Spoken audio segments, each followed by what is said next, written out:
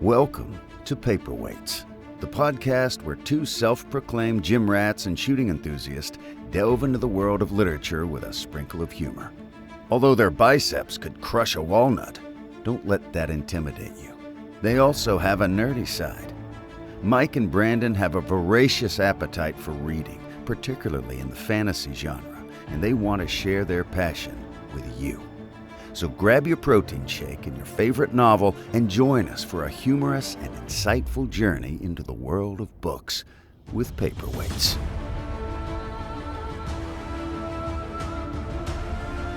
Welcome back to another episode of the Paperweights. I'm your host, Brandon, and this is Justin. Hey Brandon, how are you? I'm doing good, and you? Oh, I can't complain too much. Yeah, I can't complain as much either. Just got back from 4 full days in Denver. So we landed at 7:30 in Denver on Wednesday, and then we flew out 6:20 on Sunday morning. So we Good trip.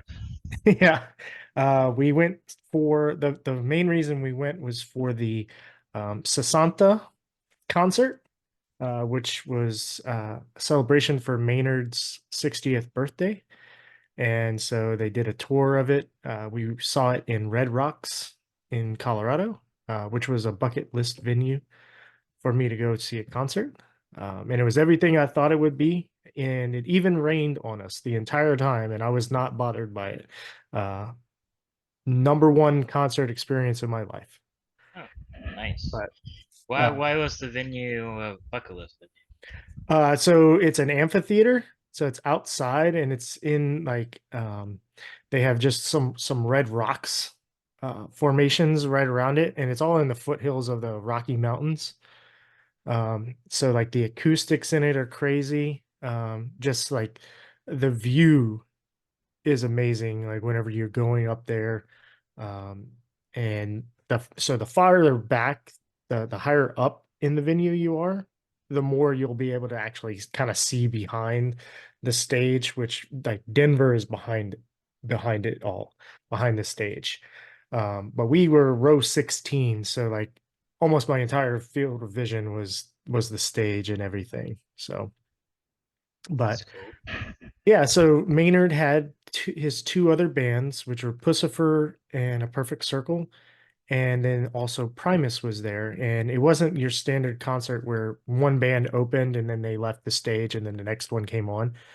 All three bands were on the stage at the same time, and they would do a rotation of songs. So like one band would do three songs, the next one to do three, and then the other one would do three. And sometimes some band members of or certain bands would join in and play on certain songs for the other bands.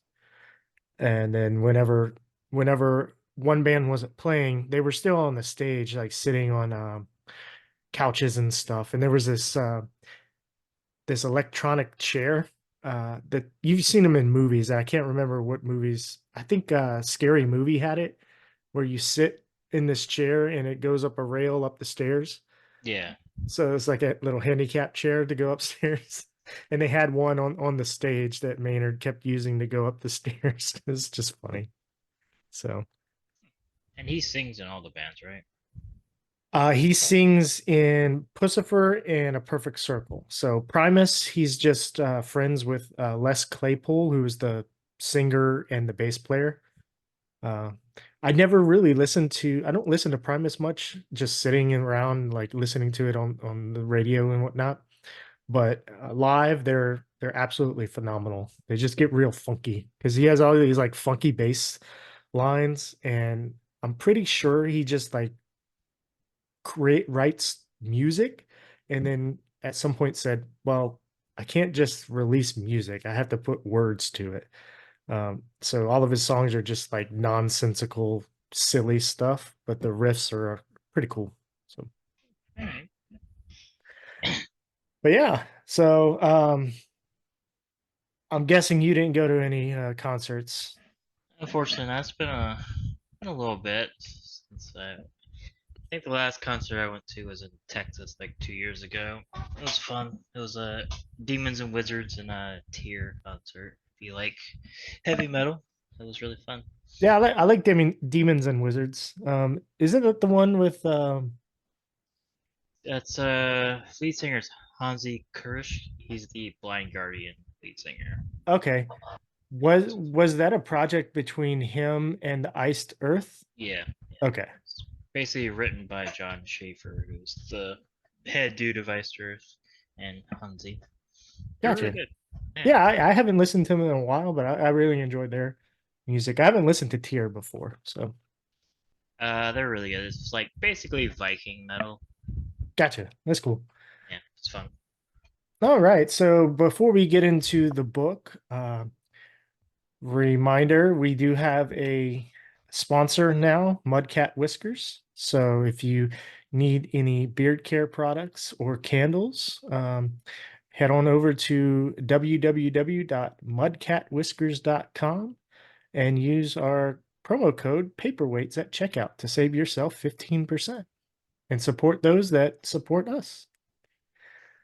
So all right. Yeah, I managed to read all of these chapters in this section while on vacation. Um, Did it over the plane? I actually only read like the first 2 or 3 chapters on the plane ride there, and it just I can't really sit there on a plane and read for a long period of time. Something about it just makes me tired, but I don't actually get any good sleep. So, but Yeah, it wasn't too much. I mean, it's like the same amount of pages, but it's a lot of fighting, so you can kind of just read through it. yeah. So we'll pick up chapter 30, Graup. Um, so let's see. In this chapter, so they go to a Quidditch match, right? So and it's Gryffindor versus Raven, Ravenclaw. Cho. And yeah, and so Cho was well before we even get to there, the um students continue all of this chaos after the twins left. So like they've got the skeeving snack box treats that are going around. Peeves is stuffing Miss Norris, the cat, into suits of armor. So we've got all of that going. Then we have the Quidditch match that starts between Ravenclaw and Gryffindor. At which point Hagrid, sorry, Hagrid pulls the Hermione and Harry away and brings them into the forest to show them his surprise. And It's a big then, surprise. yeah, a big surprise. A 16-foot tall, which was the runt of the litter, giant who is Hagrid's half brother. So um, that's the basics of what happened. So we can get into details with yeah, back to the wreaking the havoc. Like Peeves was stuffing Mrs. Norris into suits of armor, which I thought was pretty hilarious. Poor cat. Yeah, but screw her. She's A little bit of a narc, but still yeah. cat. So I always wondered how she exactly communicates besides like walking up to Filch and meow and then yeah, walking away and having him follow. maybe she's a polymorphed human like tongue. What worm tongue? Wormtail. Wormtail was. Wormtongue I knew it is was. I knew it was a worm something. Worm tongue is Lord of the Rings. yes. Lord of the Rings.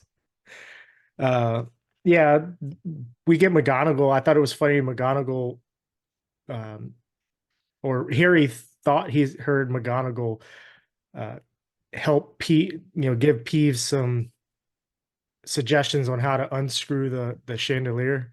Yeah. He thought he heard her say it unscrews the other direction.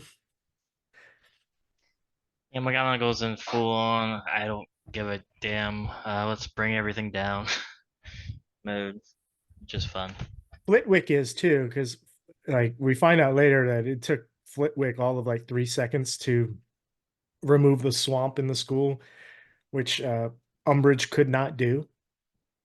Yeah. And but yeah, he kept a small corner of the swamp because he thought it was beautiful magic.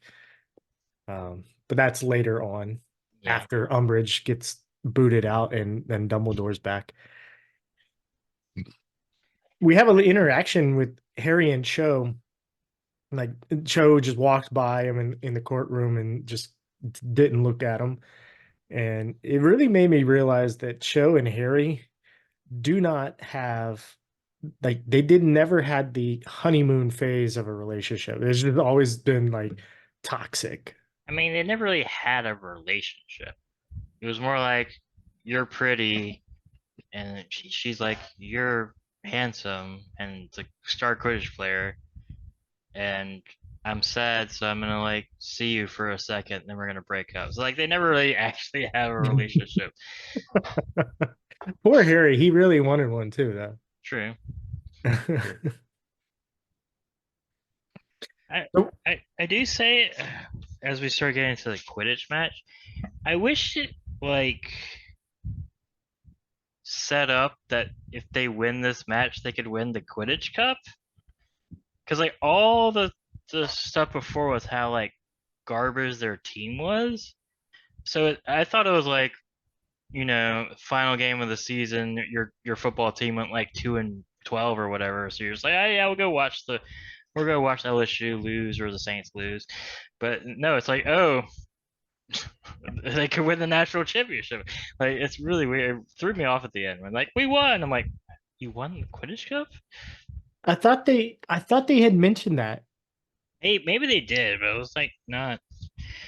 It was like if they won by a certain, or sorry, if they scored a certain amount of points, I think it was, they would still come ahead of Slytherin. I think it was what it had said. Yeah, but was Slytherin number one? I don't know.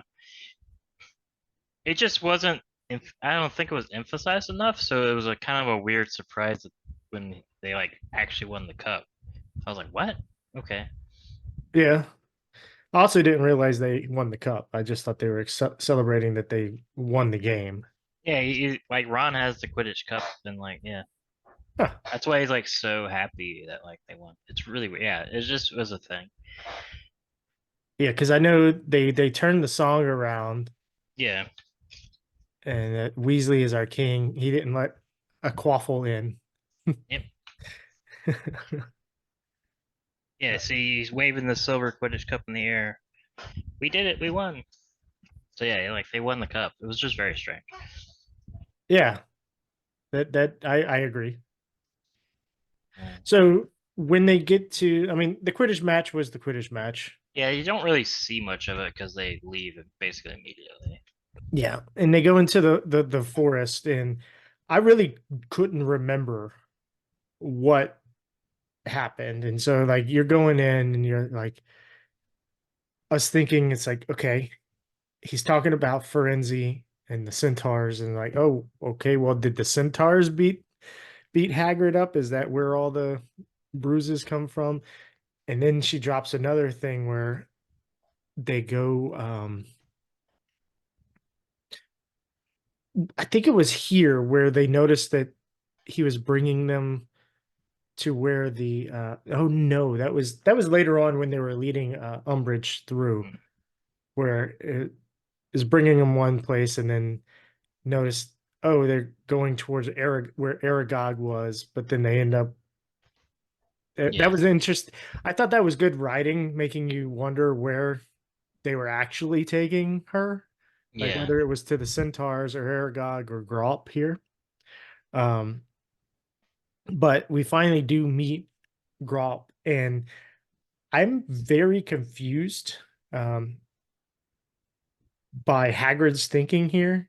Like, for one, he tied the dude down, but the guy just like broke the ropes, right? Yeah. So what's stopping him from running out? I mean, nothing. Yeah. I mean, also, I don't know how he tied him up to begin with when he's like double his size.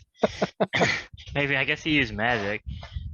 Yeah, I mean, like Hermione is definitely in the right. They're just like, what are you doing, dude? Like, this is a terrible idea. Especially because of his strength. Like, it wouldn't take anything, any effort for him to kill either Harry or Hermione. Like, No, just done. And like and Hagrid be like, he almost does. yeah, Hagrid be like, well, crap, I got a student killed. Yeah, they're probably used to it by now. Have to have dozens of off-screen student deaths. Yeah, Yeah, I think it's a foolish plan. Hagrid wants Hermione and Harry to teach Grawp English. yeah, because he's leaving, Yeah, having to go into hiding. yes, because he was excuse me, because he's going to be sacked, right? Yeah, Or he hasn't, has he been sacked already? I don't think he's been sacked, but he knows it's coming, so he's like, I think he's trying to get to Dumbledore because next chapter he gets attacked. Oh yeah, he does get attacked during the OWLs, Yeah. which I guess we can move on to that chapter. Yeah, there's nothing too much. Just yes, Hagrid is Silly. silly, and luckily nobody dies because of it that we know of. All right, this chapter, I really thought about you, Justin, and a comment you made about history of magic, and that you were like, "Man, I really want to hear those lessons." And out of all of the OWLs in this chapter, uh, the history of magic was the one that I think, was the only one that they gave questions for, and they were kind of detailed questions. Um, so we have the OWLs going on, and then during one of them, The he divination one. during the Yeah, divination one, when that's Hagrid gets attacked. Hagrid gets attacked during the divination OWL. Let's see. It's astronomy. Sorry, it's the one where yeah. Oh yeah, the yeah, astronomy, where he was trying to chart the stars. Yeah, kind of the same thing, but not really. Yeah, a little bit less like, Astrology. yeah, astrology and Yeah. astronomy. And then more OWLs, and then during the final exam, which I think was this one, the divination That Hagrid gets attacked is in the astrology, but at the astronomy. end, That's the last one that they do because they have to do it at night.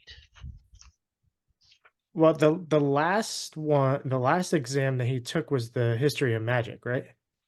Maybe. I mean. And then he daydreamed.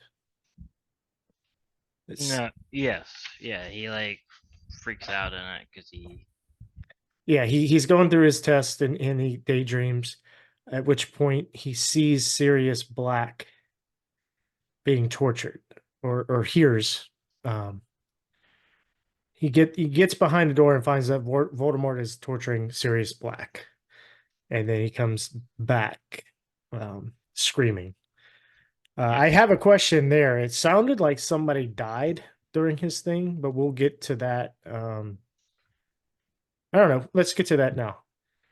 It says somebody died. It says, but somebody screamed as Voldemort lowered his wand again. Somebody yelled and fell sideways off a hot desk onto the cold stone floor. Well, that's Harry Potter. That's Harry? Yeah, because he's from the desk. He like falls off of his desk.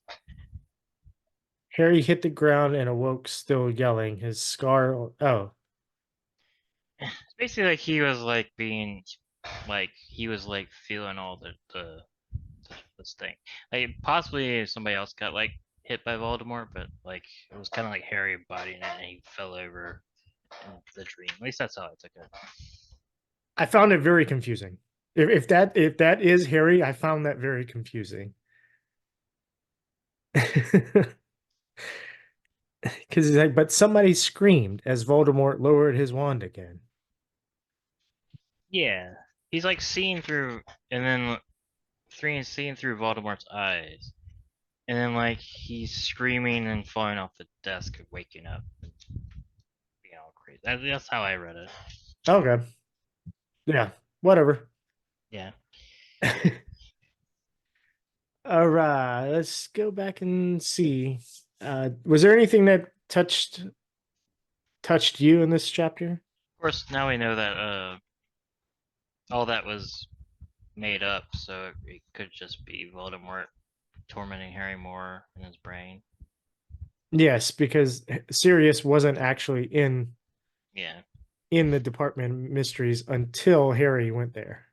Yeah, because So Voldemort can mind control him, or not really mind, send them images. Then, in that section, not really. It's a nice cliffhanger for a chapter, and a nice like more action than I would have thought of during the owl test taking chapter. yeah.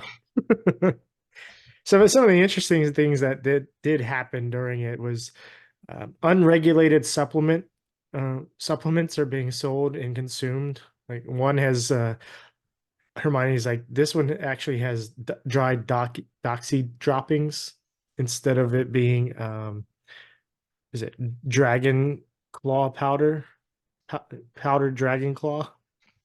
Like, just drugs being sold by Yeah, certain students or supposed drugs. I guess it's like Ritalin or something. Like, hey, take yeah, like this. Adderall. Yeah. Yeah.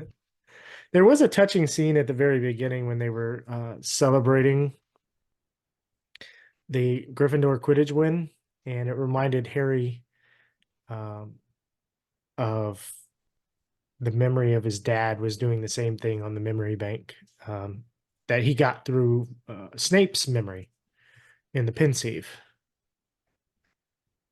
Man. Uh, I did I like. learned some new uses of words here in this chapter Yeah. too, because the word tuition, where it says he said he did wonder occasionally during potions lessons whether Lupin had ever told Snape that he must continue giving Harry occlumency tuition. And like tuition is just like this this usage of the word is means like lessons in class. And I'd never heard that usage before. Yeah. It's, I guess that's the It's British way of saying it. right. And then another one where not unregulated, detachable cribbing cuffs. So cribbing is like cheating. And that was another British term Yeah, that I learned. it is. Yeah, private tuition. Yeah, it is this. It is a meaning of tuition. It's teaching or instruction Which is confusing because you pay tuition to get to tuition. get tuition. Yeah, I don't think any anyone really uses like that. At least not where I'm from. No, no. Like The I would English, use like tutelage or something. yeah, English language is very weird. But maybe tutelage and tuition have the same root. Yeah, it seems so. I don't know. I haven't looked it up. Uh, Professor Marchbanks apparently administered Dumbledore his newts. So how old is Professor Marchbanks? Hmm. How old is Dumbledore? Do we know? I don't know that either. I mean, I guess wizards age normally. I don't know. Did they ever explain that? What was that? If wizards age normally, I guess they would, unless there's like a potion. I mean, there's probably potions and stuff to slow aging.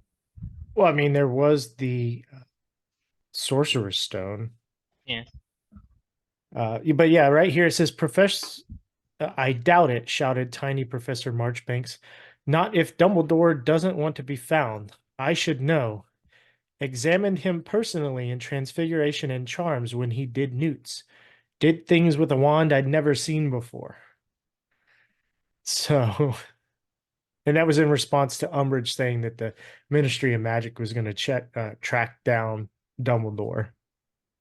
Yeah, so if like Dumbledore's in like his 80s, like mid 70s, then that guy could be like 95 or something. Or Yeah. man, yeah, get young instructor. I don't know. I maybe does the internet know? Or maybe Dumbledore's super young. He's like 35.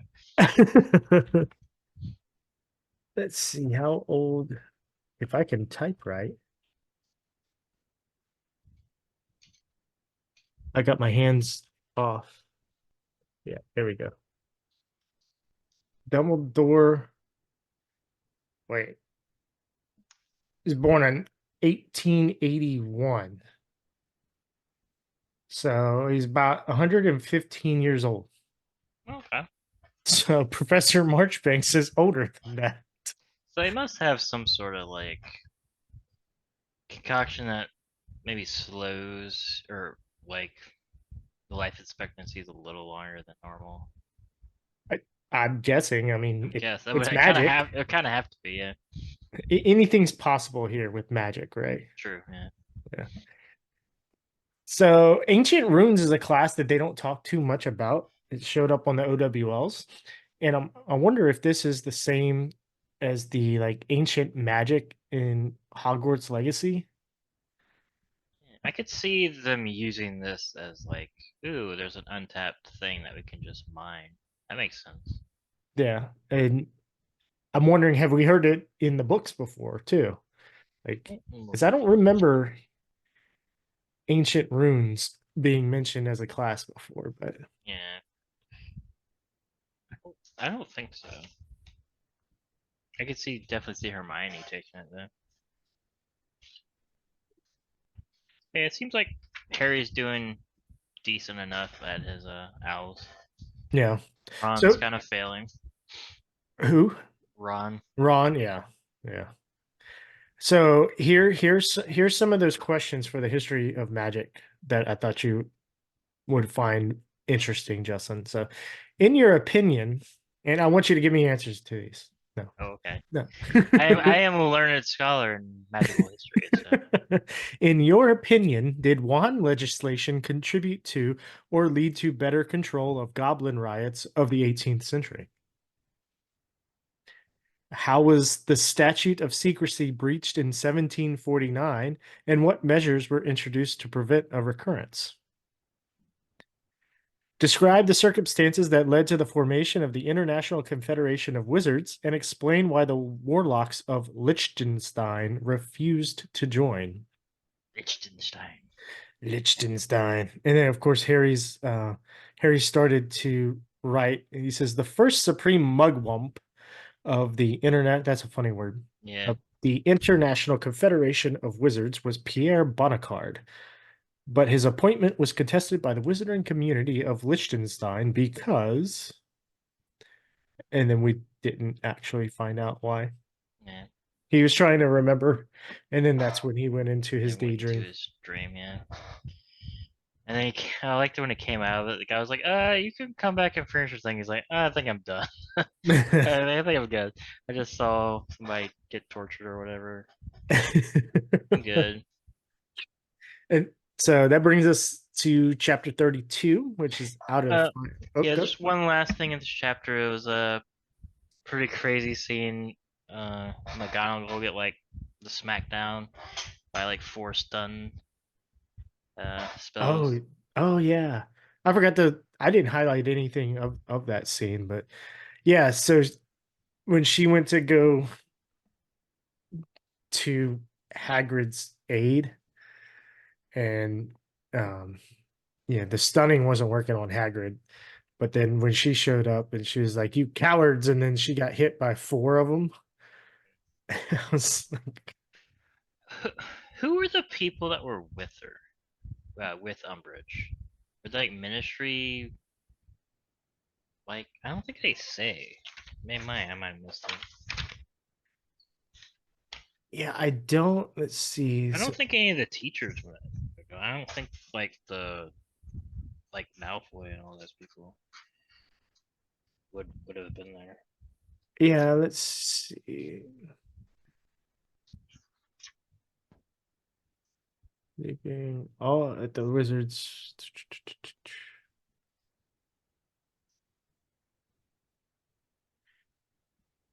Yeah, Yeah, it's just how it seemed like they were like ministry like thugs or whatever. It's just weird that she doesn't have them later in the book. yeah. I mean, could it possibly have been um Death Eaters? Hey, maybe. Well, I don't think she's a Death Eater. She doesn't have to be a Death Eater. Well, to use the Death Eater, like it just seems like it would be ministry like people, uh, like like like law enforcement kind of stuff that she got from the ministry. But just weird that like they like left and they're not like there as more muscle. I don't know. It's just weird. I was just like, who are these people with her? So, so 6 people, right? Yeah, Yeah, there were 6 people around. It didn't say anything. because like I don't think it would be teachers or any of the like Malfoy and them. No, not the students. That would be Yeah, weird. yeah. Yeah. Bring the students here. Bring the students. Huh. That was a good point. Like McGonagall is a badass. Yeah, even though she's taken out for basically the rest of the book until I think the very end. Yeah, she comes back at the very end. I do like the actress in the movies for McGonagall too. Oh yeah, she's great. Um, I will say that's it's an important thing that happens to her because then because like she's the one that Harry would go to like tell that Sirius is captured. So it does create a quandary for the next chapters. yeah, and Harry forgot about Snape being Yeah, an order, right? yeah, Um, it was funny. but I don't blame him because he feels Yeah, like he's just being tortured. I forgot to start the timer. Look at me. I even had it open and I was looking at it.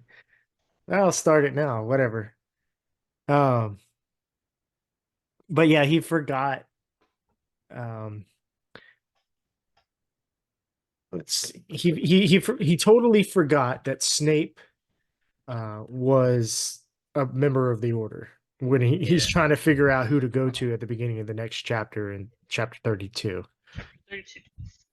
I think that's basically everything. Uh, Yeah,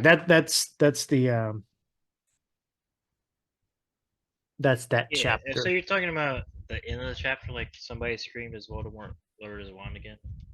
Yes. Yeah, Yeah, we talked. Harry yeah, hit the ground and awoke, still yelling. Okay, his yeah. So scar on fire. yeah. So I think he's like torturing Sirius, but obviously it's all in his mind. But it makes Harry like freak out and fall out of his bed, basically. Yeah, Pretty scary. yeah, I see that now. All right, chapter 32 out of the fire. So we discussed this already. He has nobody left to tell his dream to. He They break into Umbridge's office.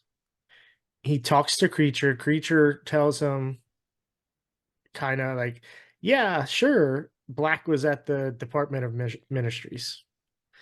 Um, he gets caught by Umbridge, who set some hexes or jinxes in her office. Um, she's out of potions, so she calls Snape in and says, "Give me some more potions." He's like, "I don't have any more." He's like, "Well, go brew some." He's like, all right, well, it's gonna be like, I think he said a few weeks. Yeah. And she's like, what? That's unacceptable. You're sacked. I'm going, "Well." At which point, as he's walking away, Harry remembers, oh, yeah, Snape, and just yells out, they've got Padfoot in the place where we were. And at that point, Snape's like, oh, and kind of, I forget the exact events, but he kind of leaves going, oh yeah, that's right. And Yeah, not yeah, he plays it cool. He's like, "You're losing your mind, Potter," and like leaves. But yeah, that makes no ends up, sense. You're rabbling. yeah, he ends up contacting. Well, we find out later he ends up contacting all the order. Yeah. Uh then okay, so here's the thing. Umbridge confesses that she sent the Dementors to Harry. Uh she's about to use the Cruciatus curse to basically torture um Harry. I think it was Harry. Yeah, And then Hermione breaks down and devises a plan. So she has a cunning plan. I think it was a pretty good plan. It was a good plan. Their initial plan was terrible, which I'm glad Hermione told them and was right. Because Hermione is a smart one. She's like, Harry, you have a connection with the Voldemort. You haven't learned how to shut him out of your mind. He could be playing you. And Harry's like, no, but maybe. He at least concedes after a little bit, not just rush blindly into the Ministry. At least he tries to check. And it's just kind of bad luck that he only gets that the house elf. Yeah. That at first it was kind of hilarious. Ron was aghast. Like just like Harry suggested, hey, three of us, 15-year-old kids, we're gonna go break into the mystery Department of Mystery in the Ministry of Magic. And Ron's like, wait, what? It's like it is a crazy idea, but you know what? Hey, at this point, let's burn the boats. We've got to save Sirius. Like, there's nobody else to talk to. We're gonna go in. Yeah. I mean, good for them. It was really easy to get in because I guess everyone else was dead. Yeah, it was kind of empty in the ministry, wasn't it? Yeah, it was like no. They even said like the security guard was missing, so I'm pretty sure that guy's just dead. Yeah, and would have been from the Death Eaters then. Yeah. I think they like were like, all right, this plan's gonna work. We're just gonna go and kill everyone in the Ministry. Just wait for them to come. Because there's nobody besides the Death Eaters there. No, there wasn't. They're being chased all around in the spinning room, basically. So when they got there, they had a that's next chapter, I think. Yeah. This Or chapter. 2 chapters. Yeah, this chapter. It was good. I think their plan of sending Ron to like tell Umbridge a lie was not well. Like they should have used Luna because she was less connected to Harry Potter and be less suspicious. Yeah, she might have been able to stall a bit longer, Yeah. even with the Jinx making Umbridge aware Yeah. that they were in her office. True. Yeah, 'cause she could do some of her esoteric nonsense to her and just try to stall. Yeah, it was interesting seeing everybody get beat up by the Slytherins too, because Malfoy and all of them kind of like handcuff all the other Gryffindor people. Because there's Ginny and Luna and Ron, Hermione, and Neville. I like how Neville was just kind of a collateral damage. He just kind of saw what was happening, tried to get involved. Yeah. And Neville's starting to come into that kind of that boldness, right? That characteristic of being a Gryffindor that the hat was talking about. And so it's taking him a little bit longer, and I think it's being pulled out of him by being around Harry, Hermione, and Ron for sure. Yeah. And he's like, I know this is the right thing to do, and they are my friends. They've been kind to me, and I'm in a situation where I can help them, and they've done a lot for me. Like, the DA was very instrumental to Neville's development as a character. Yeah, Um, and I think the Bellatrix getting let out, I think, kind of lit a fire. He's like, all right, it's time to like kick some ass. yeah, I love that for him. Um, in this chapter, the last thing I was gonna speak about, because we already spoke about Snape being on probation because he was out of Veritas serum. But before that, we've got Hermione is stumbling, or not stumbling, stuttering.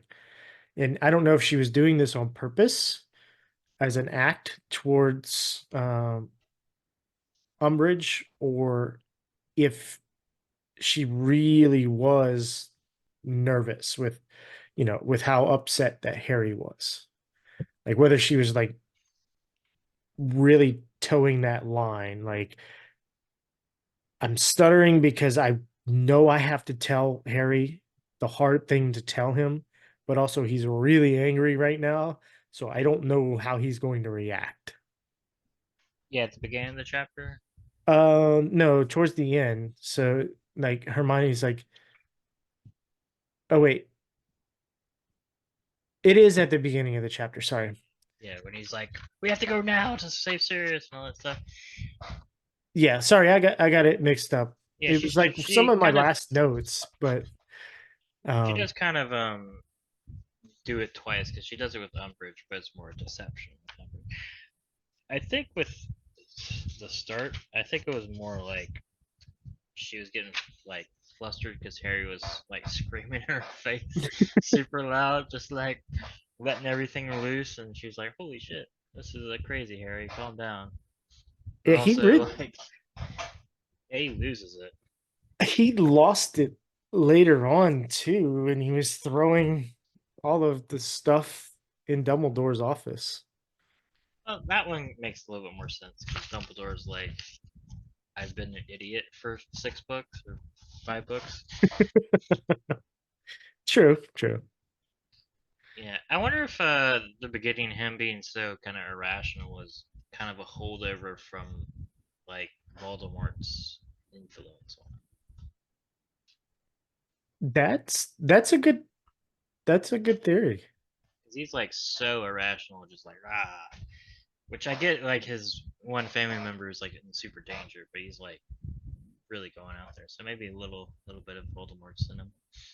Yeah, I know sometimes whenever I'm in a situation where something is like made me angry and it seems like it's like a response is a timely thing for it, I know I seem to get like irrational, and I'll like talk to people and like give a whole lot of information about my situation to some people and like, hey, what do I do? And I'm like going on, and it's just like giving too much information to other people instead of just like kind of like sitting there thinking about it and trying to come up with like a rational thing. So I it could be.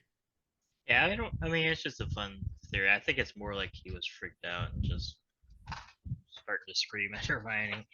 Uh, Especially since you started to push back and you're just like, no, we gotta go now.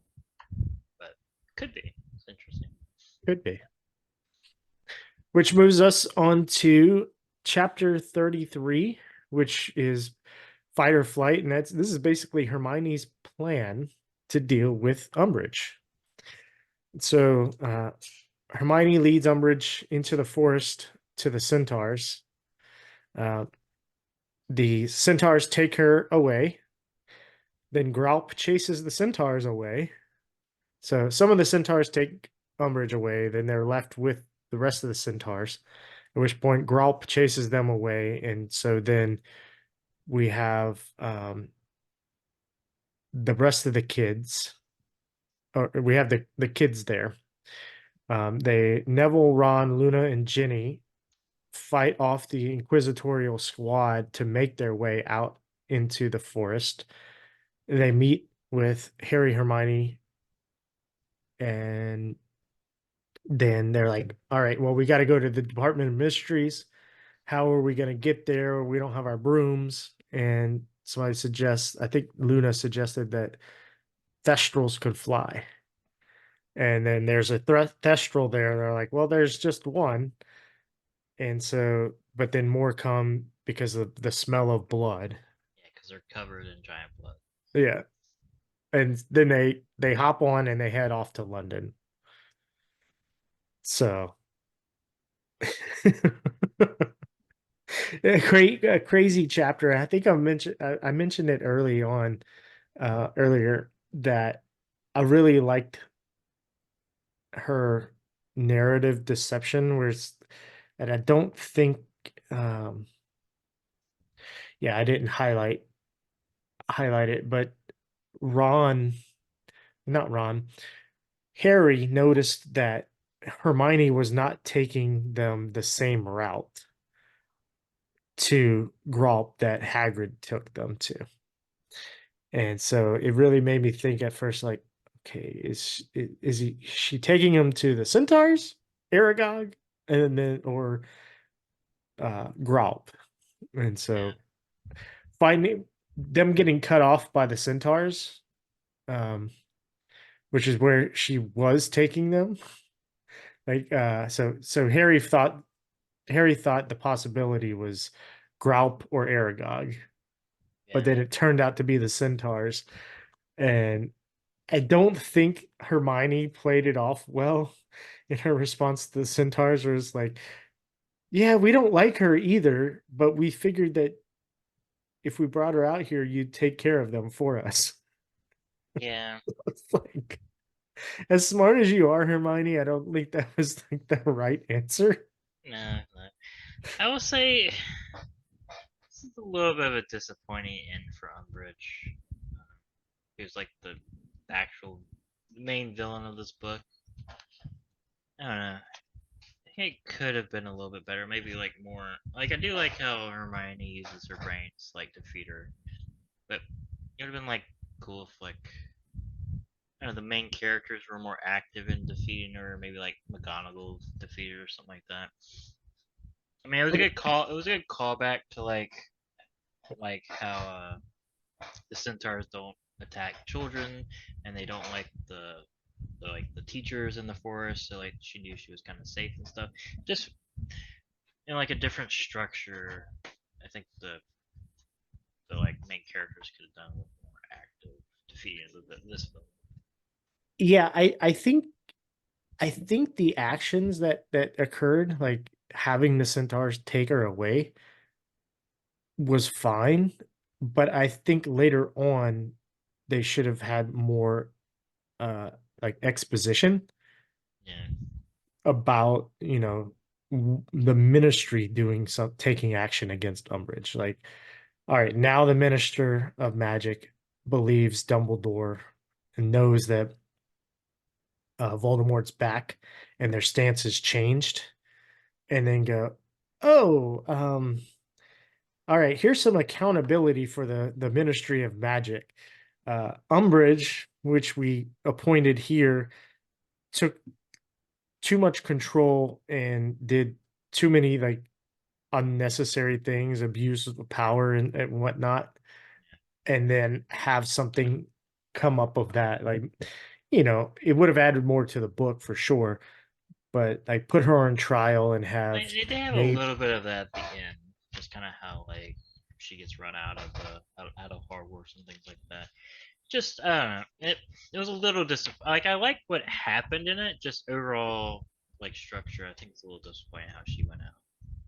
And I could see that. she wasn't like involved in the final thing. Like if let's say like they're like on the way to the forest, they like stun her, and then like they flee to the Ministry of Magic, and then she like shows up and it's a reveal that she's been a Death Eater or something. And they have a full fight. Like instead of like Bellatrix, you save her for the next book, and you have like, and then you defeat. It, I don't know. It was just been a little bit more satisfying to me than having her kind of just get taken off by the centaurs unceremoniously. I agree. Yeah, I could see where she was going. Like, so one, not Snape, Sirius needed to die in this book to set up um, the future, without spoilers. But you know, having having something where the stakes are raised, right? Like Sirius Black being dead, it raises the stakes for a whole lot of stuff. And Harry is again like it puts Harry in a position where he's lost somebody again, and he's feeling that crunch of uh, Voldemort coming down on him. Now he's forgotten a whole lot of, okay, yeah, I know a lot of stuff. I have a lot of people on my side. I taught the DA all these things. Um, and so having Bellatrix come in as well and be introduced, and having Bellatrix be the one that kills Black, being that they're cousins, I think played well into it. And so I think she put a little too much in Yeah. for Rick, because I don't think starting the next book with killing Sirius Black would have been great, right? Yeah. No, but Because you could still have him like die from Bellatrix and stuff. Like maybe not have the Voldemort fight, even though it was cool. I don't know. There's just like a way you could have structured it just to make. Or I wish like Bellatrix was more in the book. So it's because like the main bad guy basically of the book is defeated like 100 pages or 150 pages before the end of the novel. Just a little, I don't know. It was fine. Like I liked like the giant fight and the centaurs and stuff, and kind of how her racism was her downfall. Even though I don't know why she was just like, hey, I'm gonna be racist. Y'all can't do anything about it. Even though I'm in the forest, surrounded by 50 of y'all, I'm really smart. That's funny. hey, nobody said racist or smart, so True, true. But she's been fairly smart this entire novel. She kind of she has, and she was really a good villain. I think one of yeah. the best villains so far. It just felt a little rushed, which was all, which is fine. It just wasn't my favorite. Yeah, we do. Two things I wanted to point out here is she definitely did use children as a shield. Um, and then the whole comment. So she was making the Harry and Hermione go first, and Harry was like, "Well, at least give me your wand since you're making us go first." And and she said, "Well, the Ministry places a rather higher value on my life than yours, I'm afraid. So I'm going to keep the wand." Yeah, and went and Harry just stun her. Hey, she's not that stupid. But also, like she's like, the Ministry places a higher value on my life, like than some kid. It's a weird statement to say to anybody, much less a kid. It's like, Yeah, I'm more important than you, so it doesn't matter if you die, as long as I live. she also kind of wants them to die, so she'd be fine with that. Yeah. One thing I also want to point out is that giants are insanely strong because uh, Garp he takes 50 arrows to the face. Yeah. And I mean, okay, so look, I was thinking about that too. He's only 16 feet tall, right? So a centaur, it has a human torso from where the neck of a horse would come up, right? Yeah, they're So big. if we say, I mean, I've been next to a horse, so a horse, their back is at least 5 feet tall. Oh yeah, Okay, 5, 6 feet tall, right? because you can't just like throw your leg up over a horse. Yeah. You have to get up Yeah. on the horse. Then the torso of an average man is probably going to be about 3 feet. So we're looking at an 8 foot or 9 foot horse, about the height of Haggard. Yeah. And they're going to have bows and arrows.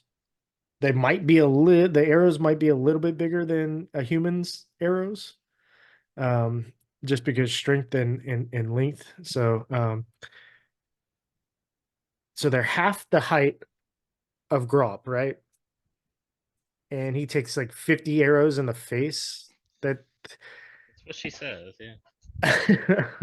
yeah, I don't think that's right. I mean, maybe they all didn't hit, but yeah, just they're kind of screwed that the Giants are on Voldemort's side. They can just tank all these arrows and are resistant to magic.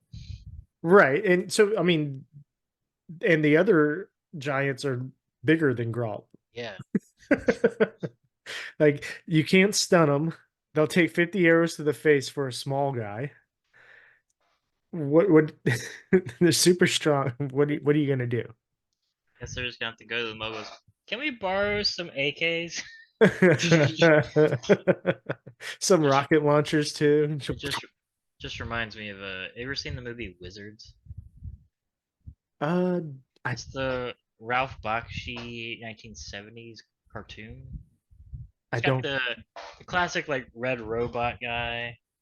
You probably recognize the poster. Anyway, spoilers for this movie. At the end, like it's about basically a nuclear war and like magic and stuff has happened afterwards, and it's like two brothers. They're both wizards, and at the end they like do a wizard duel, and the evil brother like beats him, and the other guy just takes out a pistol and shoots him.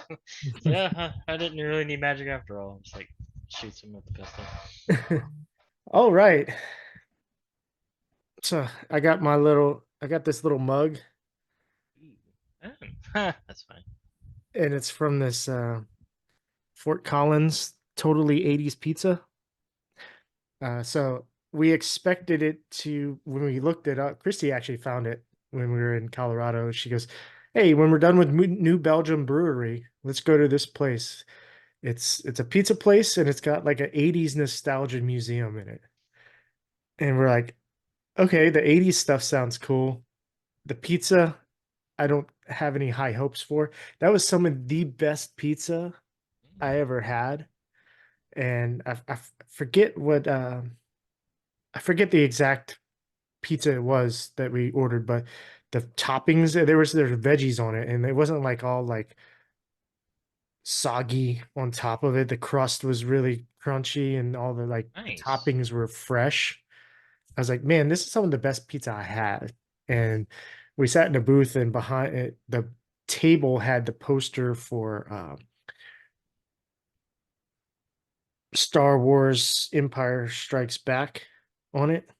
And then behind Christie, there was an entire like case of I'll send you the picture of Star Wars like action figures and everything set up Oh, in a that's cool. like a scene.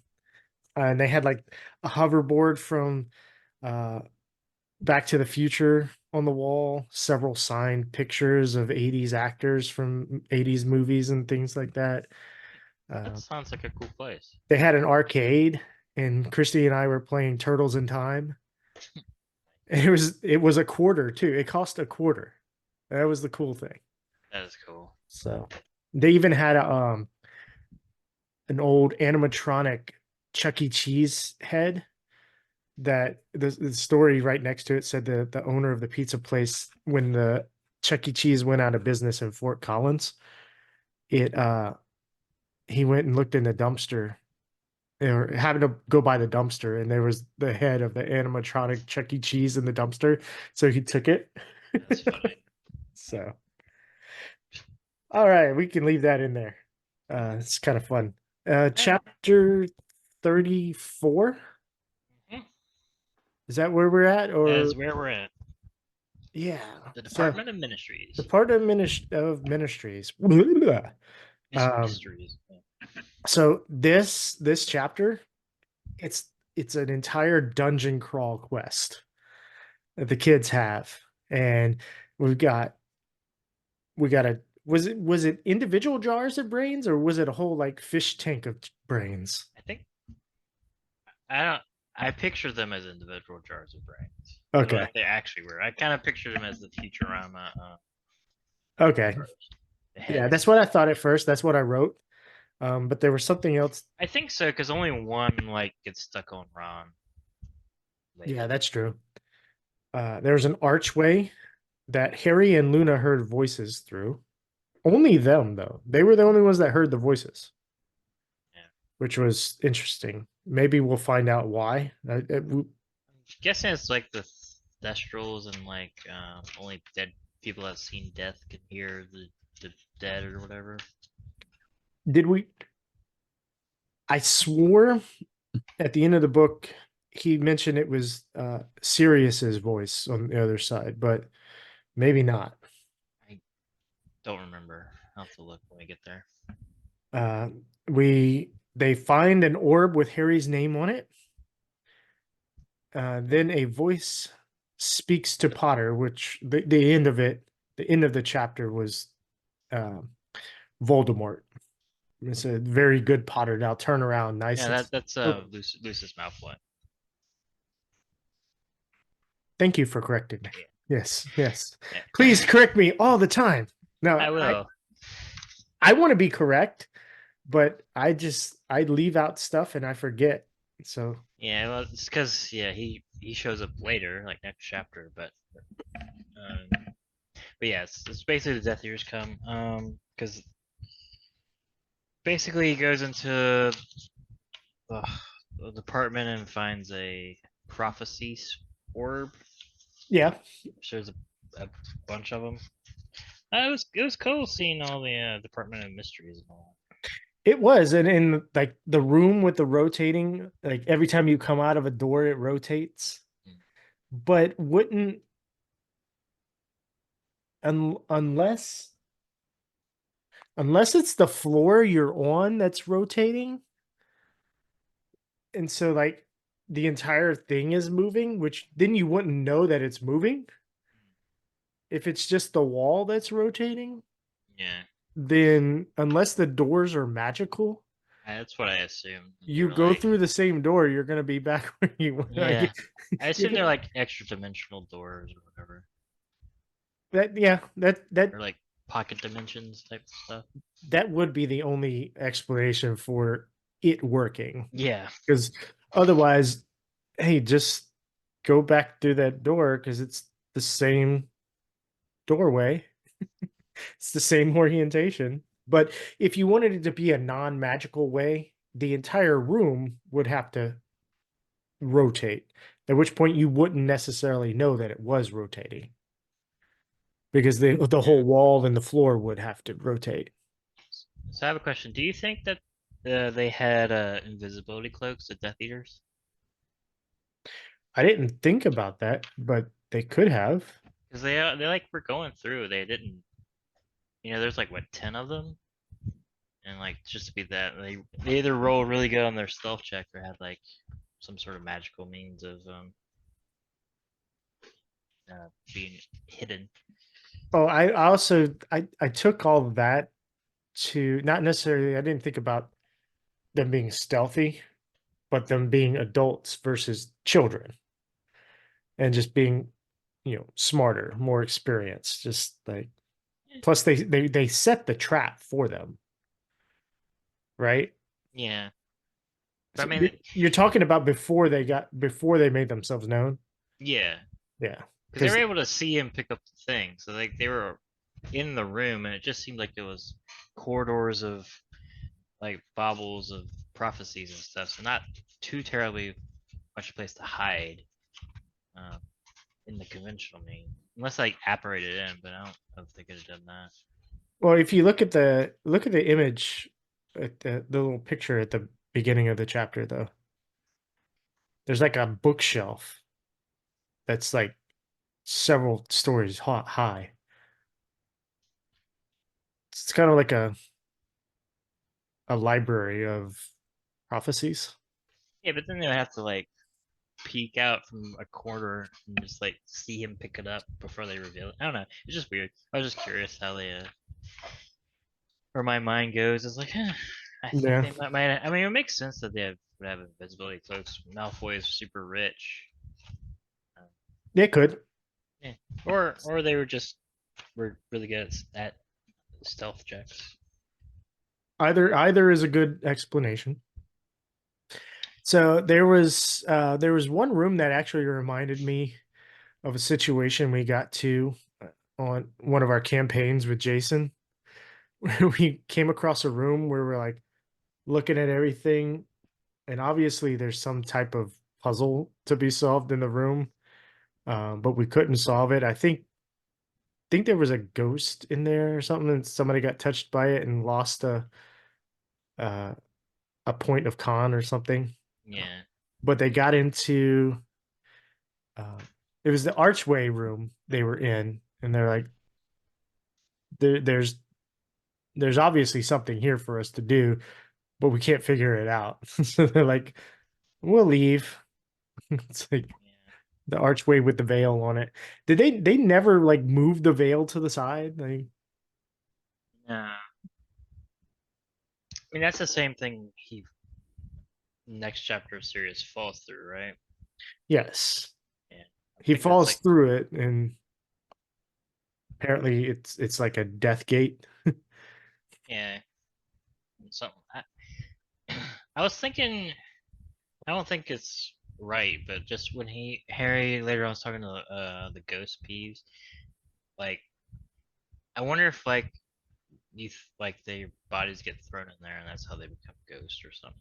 Because it seems like he was like, oh, he's not coming back because I don't know, it was just weird. It seems something to do with death. The The veil. the veil, yeah.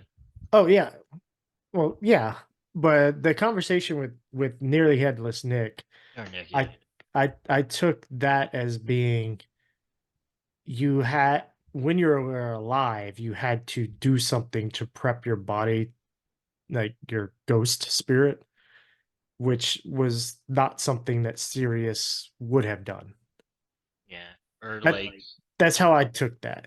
yeah, I was just curious if like that magic item maybe had something to do with ghosts, but probably not. It's just a thought that I had. 'Cause it's not really explained. I don't know if it is in later books.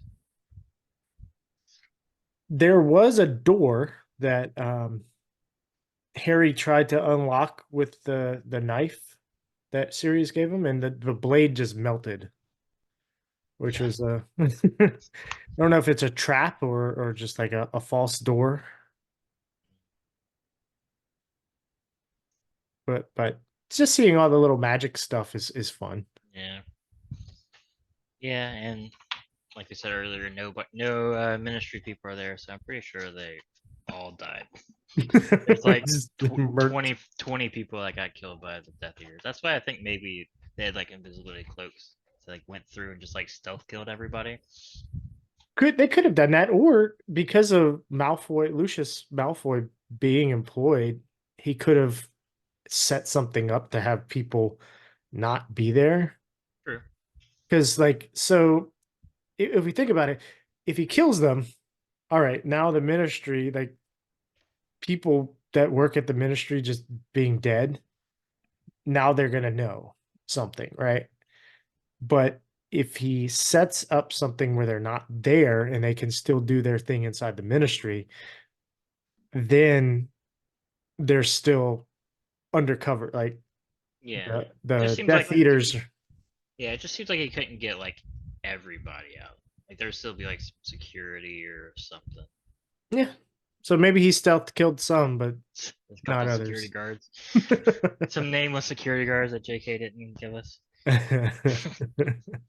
Just reminded me of Terminator 2 when like when they go into Cyberdyne with the dude and he's just like giving his security clearance and like they just like tie him all up. Maybe Lucius Malfoy did that. So I guess we'll move on to the next chapter. Or do you have anything No, I'm good. I skipped over? So here, this is why I questioned whether it was individual jars or a tank full of brains, because the next chapter's picture is a tank with full of brains floating in water and a brain flying out. It might be. But I I guess totally thought it was a room full of jars of brains. so did I. Maybe we just incepted it.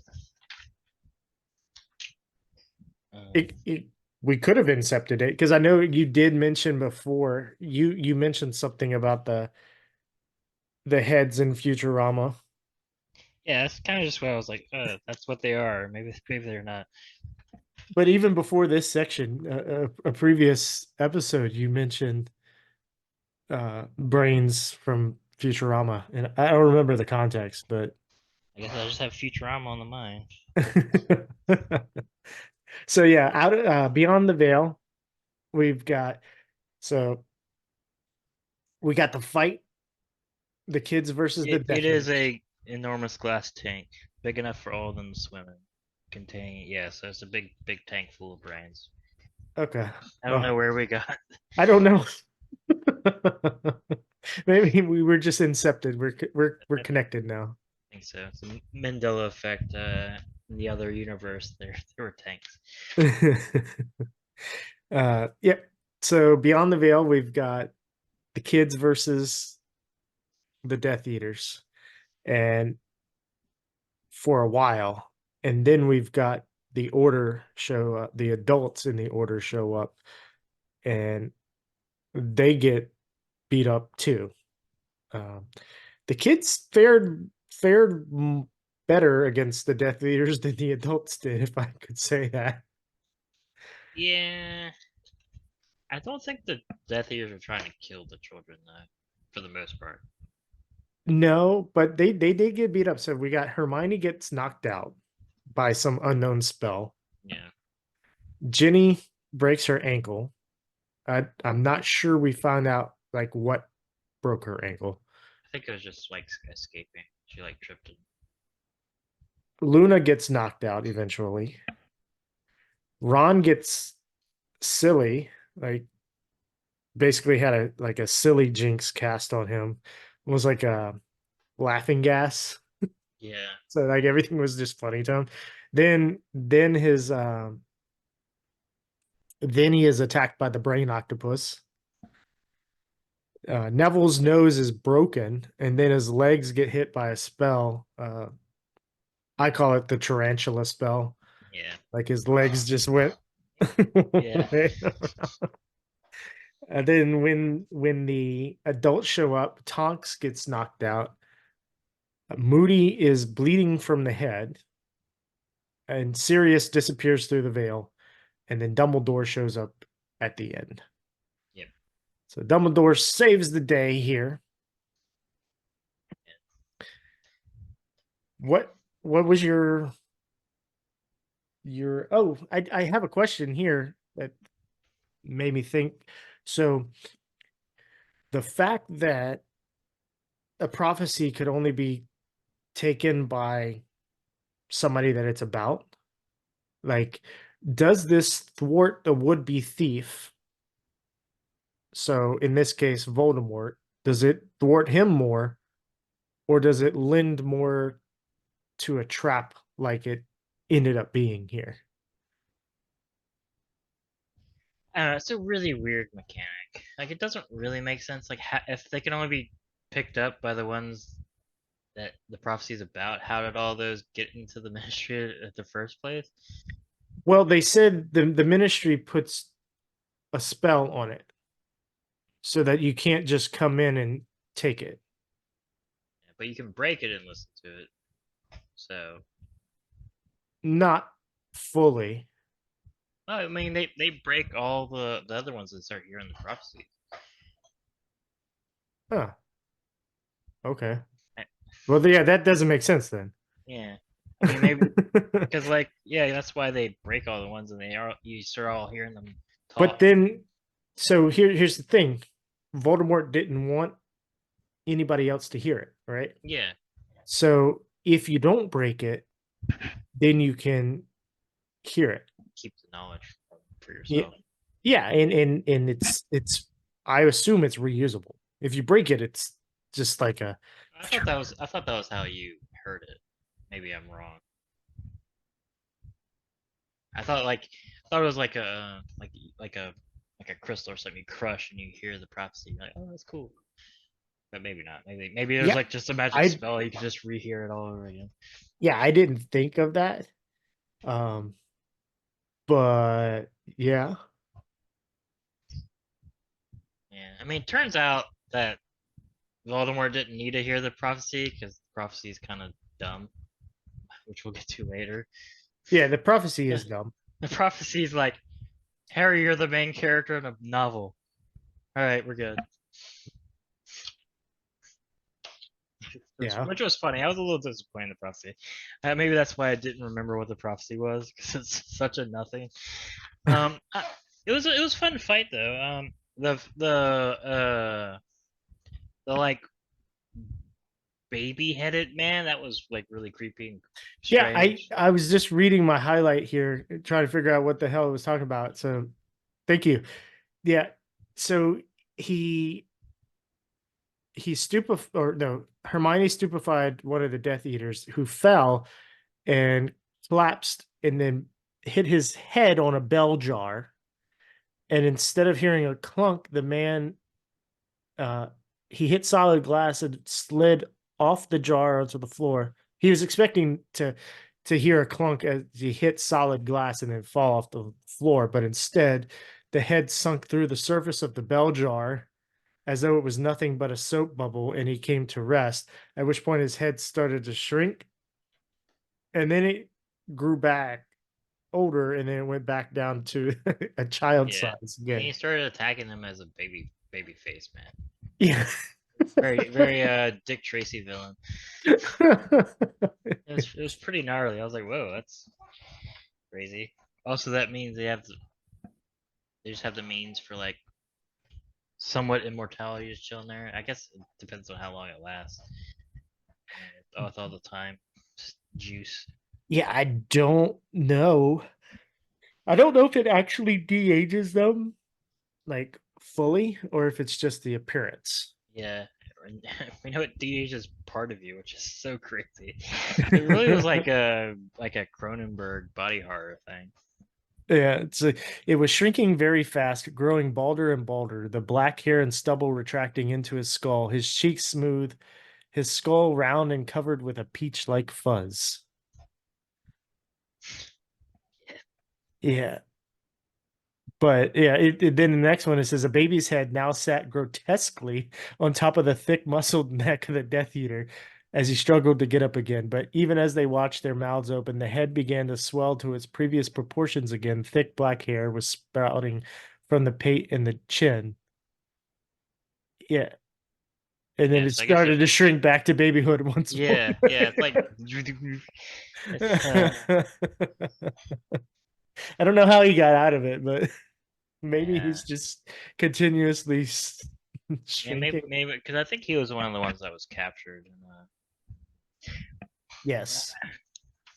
Yeah, so like the fight was fun. All of them going in. I will say,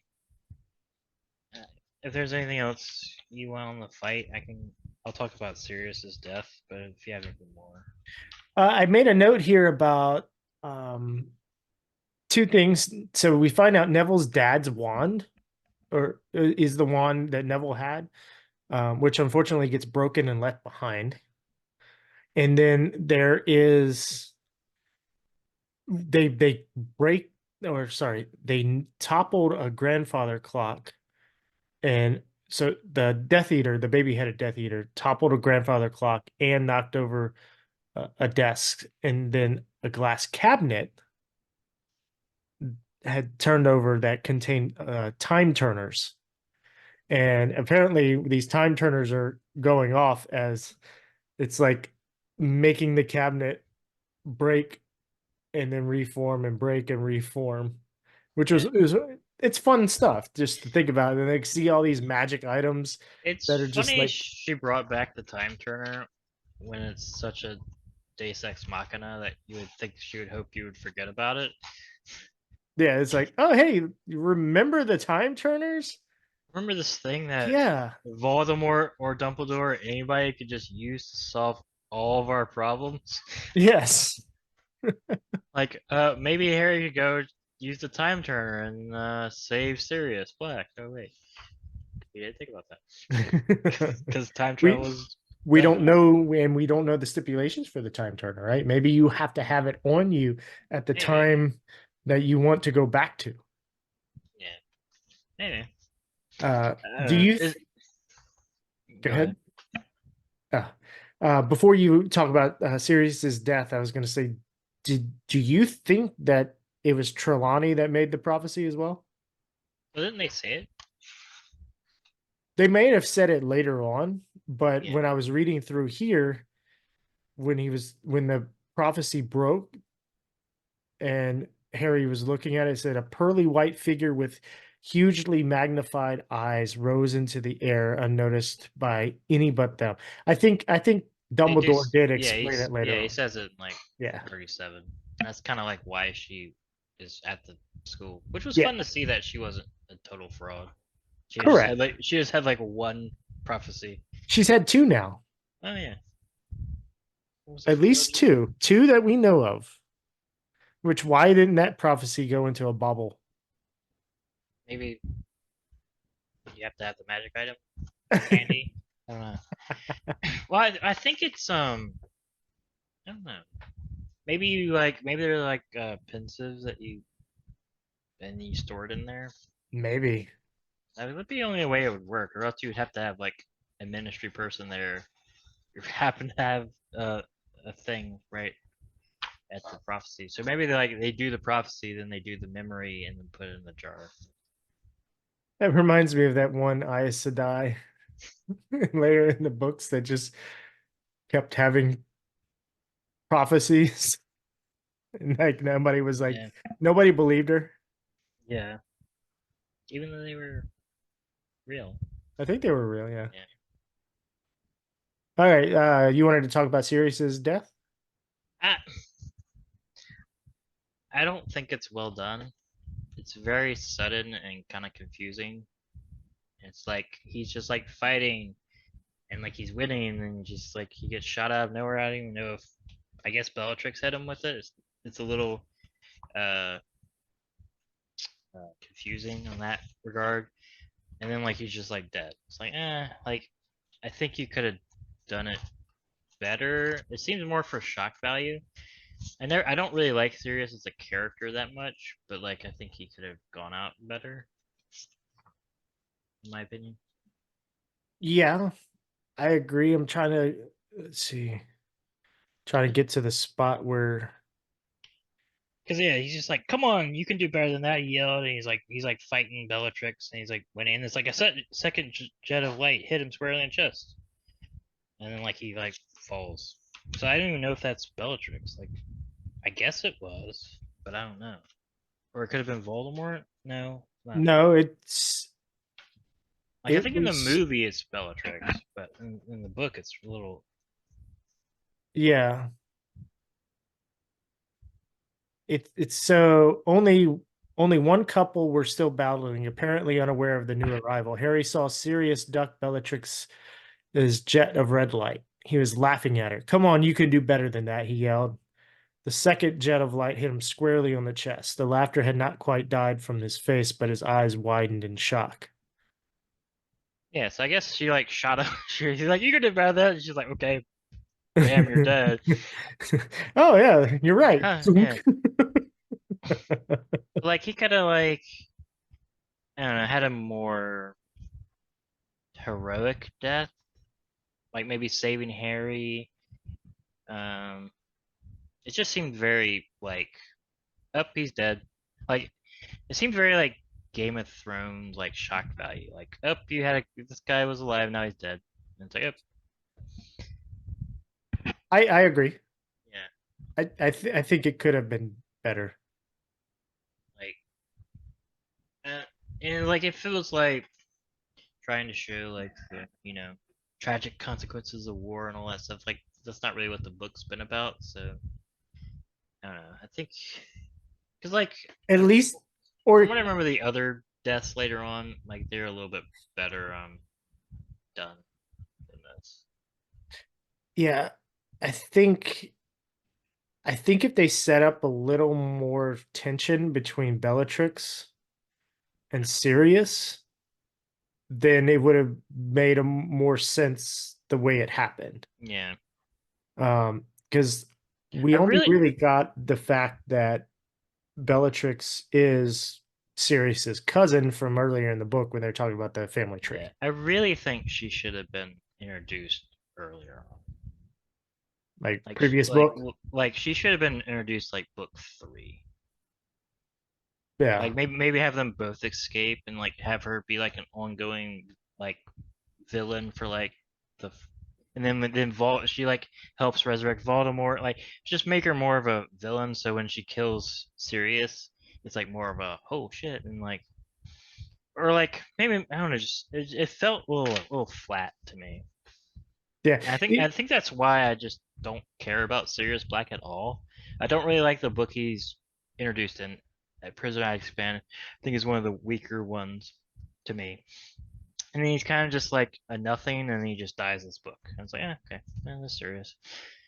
Yeah, it would have been interesting, like you said, if she was introduced in book 3 as well, and then like the so let's say the Daily Prophet kept saying, "Hey, Sirius Black has done this," but it's But it's actually actually her. her doing it, Yeah. and then that continues on in book 4 and 5, And then where maybe have like her attack be one of the bad guys and Harry like maybe and then like Sirius saves Harry against her like a couple of times to, like build up their rivalry and stuff like that. I don't know. It just was like, you're dead. I'm like, sucks. I mean it was a cool I like the next chapter where Harry goes kind of Sith mode on her. Which is fun. It's just I think it could have been done a little bit better. There's a couple of things in this past like in this chunk of the section of book I'm like, it's fine, but it could be better. yeah. So move on to chapter 36. Yep. The only one he ever feared. So here we have a whole lot of fighting. We can talk of much detail as you want here, but we have Harry starts dueling Bellatrix. Voldemort shows up. Then Dumbledore shows up. Voldemort and Dumbledore fight. Then Voldemort disapparates with Bellatrix. Then the Minister and the Aurors show up like right before Voldemort disapparates. And so now they believe Dumbledore. Dumbledore has apparently captured several of the Death Eaters below before he came up to fight Voldemort. Yeah. And then Dumbledore creates a port key to send Harry back to Hogwarts. So that answers our question that Dumbledore can create port keys. Yeah. He just like literally like made it. Yeah. Which is kind of crazy. Yeah. So from the golden wizard's head from the statue in the fountain, he just he pointed his wand at it and said Portus. So the spell to create a port key is called Portus. And it glows blue and trembled noisily against the wooden floor for a few seconds, then became still once more. Yeah. Still don't know how like you pick the destination. I wonder if you do it when you create it or it's like real time traveling. You have to know where you are. I don't know. It's interesting. This was some cool fights. I enjoyed the Harry versus Bellatrix fight. I liked how like she's like foolish child. You have to actually mean to hurt people to use the unforgivable curse and stuff like that. So she's kind of schooling him. It sets her up to be more of a badass in the future books, which is fun. And of course, seeing Voldemort. Yeah, and so I liked Dumbledore being able to like animate the statues and have them like beat the shit out of people and like just kind of show how ridiculous he is. Yeah, That was fun. The Voldemort bringing the statues back. Because he totally schools Bellatrix. He's just like he like sends the golden statues at her. She's like shooting them, doing nothing to her. It was cool. You so Dumbledore brought back things too. Let's see. He like animates the statues of the guys. Like the four, like there's like a half, there's like a goblin and Oh yeah, I typed the wrong damn thing. And look, this is how silly my note here is. Is Voldemort brought a statue to life to save Harry? Yeah. Yeah, no, Dumbledore, not Voldemort. Oh yeah.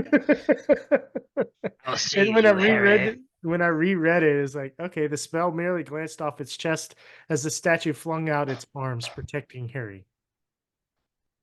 Yeah, Yeah. there you go.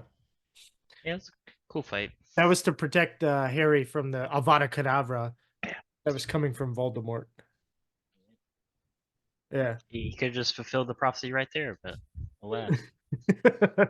Yeah, come on, Dumbledore. Like in the book, in the series, right here. Yeah. We don't need to get into the other things. No. 5-book series is good enough, huh? Yeah. Anything else? Like, I enjoyed this chapter, but I didn't highlight anything specific about it. Uh, I know there's like oh, lightning that goes on. yeah, like the battles are fun. It does seem like the minister, Fudge or whatever, he like actually believed that Voldemort wasn't back, which is weird. Like Because he's he like still doesn't believe. he didn't like it was never like a lie. He like was because like he sees him now and he's like shaking. He's like, oh my god, Voldemort is back. So like it seems like he for real was like Dumbledore, you're lying. Harry, you're lying. Like he believed it. Yeah. Because like It wasn't just. It yeah, wasn't just I him kind of thought denying it. yeah he was like manipulating and like trying to keep power and stuff like that. But no, it seems like he actually believed it, which is kind of ridiculous. Yeah. So, the Lost Prophecy. Yeah. Yeah, so this is where Dumbledore brings Harry into his office, or I mean, he sent him to his office at the end of the last chapter, but then shows up and basically says, "Look, I know you're angry with me, but you don't know why you're angry with me. So at least let me tell you, so that you have a reason to be angry with me." And Harry's like, "What the hell are you talking about?" He's like, "Just listen." Um, and so that's the entire chapter. So the details, Yeah. um, he keeps he kept Harry in the dark so that Voldemort wouldn't realize how close of a relationship that Dumbledore and Harry had, so that he wouldn't use it to like spy Yeah. on Dumbledore and have more influence on things. Which It's kind of not weird. a good plan. No, Dumbledore's plan was kind of terrible. yeah. He explains that all of the things that Snape did to help the Order, and then that Harry doesn't like that Dumbledore protects. Like, he didn't like that Dumbledore seemingly was protecting Snape more than Sirius and defending him here. It's like, yeah, but what about Snape? What did Snape ever do? And he's like, well, Snape did all this. It's like, yeah, but look at what Sirius did. Why aren't you speaking up for Sirius? He's like, what do you want from me, child? Yeah. Um, Yeah, and we get the prophecy, which is kind of a non prophecy. Basically, you're the main character. You're gonna have to defeat the Dark One. He's like, oh, okay. Well, I kind of knew that. I did like that he Dumbledore became very philosophical about outright hate versus neglect. And he's like, he said it's okay for Snape to hate my dad, but it's not okay for Sirius to hate Creature. He's like, well, Sirius did not hate Creature. He regarded him as a servant unworthy of much interest or notice. Indifference and neglect often do much more damage than outright dislike. I was like, wait, they're both terrible things. Why are you? Yeah. Yeah. I don't think one is worse than the other. They're both terrible. Yeah. Which Dumbledore's not the greatest character. Like No. he's not altruistic. Yeah, he's weird. We also find out that like he used the power of the blood magic to like bind Harry to his house, his aunt's house. Yes. So he has to go back there to like renew the the shield spell on himself. Um, and he was the one that set the howler and all that. It was kind of crazy. It's really messed up. I made a note there to discuss that too. It's like, all right, so he's using protection from one evil while being exposed to another evil. Yeah. It's almost like there's people that it's like, hey, I will give you all of these things if you do this, like type kidnapping situation. Like, no, that yes, you're protecting them from all this other stuff, but you're introducing all these other things here, and if they weren't here, they'd probably be okay protecting themselves from the other things. Yeah, Dumbledore's very much an ends justify the means type of guy. Yep.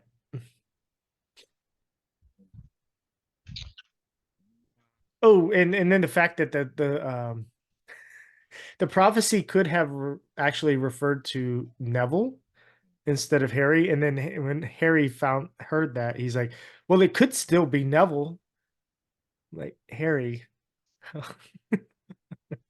Yeah, he's like, no, you have the scar. It's kind of that's what it is. We're 5 books into this Harry Potter, and the book series is named Harry Potter. I don't know. It'd be really hilarious if it turned out to be Neville. Spoilers, it doesn't. But it's like the last 2 books are just like about Neville, and Harry's a side character. Just Yeah. completely different POV. I did some of the other things in the chapter when the explanations go. Uh so Harry mentioned he should have waited to see whether Neville or I looked more dangerous when we were older and then tried to kill whoever it was then. It was like, maybe he should have just killed both of you as babies. Like, like then he wouldn't have to worry about which one looks more dangerous. And then, okay, if one looks more dangerous, dealing with that. Like, You should have scoped out which mom loves their kid the most and killed the other one first. and then the other thing was the prophecy was made inside the Hogshead Inn, and they tied it in. It was overheard by somebody in the Hogshead Inn, and that goes back to the formation of the DA, and they were in the Hogshead Inn at that point, and that conversation was overheard as well. So I liked that introduction of it before it just became oh yeah, we were in this place. It was a little bit. I think it was a little bit of forethought, maybe a little bit of foreshadowing. Yeah, I could see. Yeah, it was fun. I guess we could read the prophecy.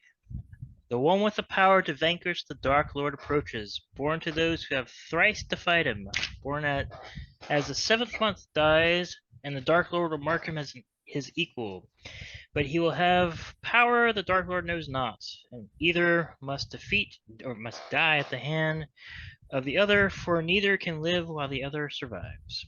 The one with the power to vanquish the Dark Lord will be born as the 7th month dies. So basically, that's what was said.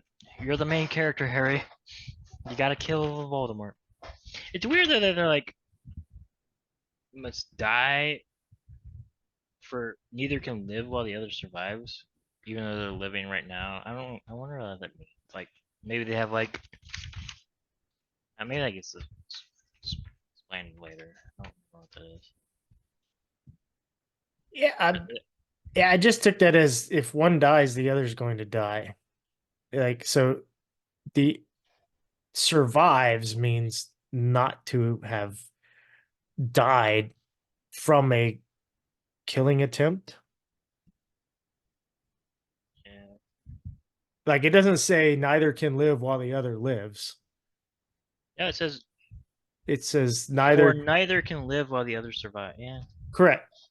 So I don't know, it's semantics. yeah, it's weird.